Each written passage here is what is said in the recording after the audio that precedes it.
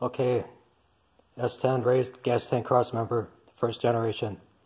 All you got to do is cut the welds where the upper half and the lower half meet, and then I do just the gas tank side, but you want to move it up at least an inch.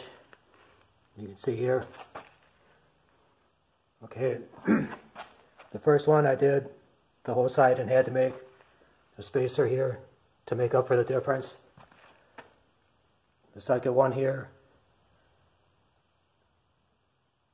well, I don't know how I did it, but somehow I didn't have to raise this end. Oh, I see here. It looks like I moved it in two places. But anyway, that's all you need to do. Just cut or grind the welds. Slide that one side up at least an inch. And you should be set. Why pay $100 for a gas tank crossmember if you don't need to?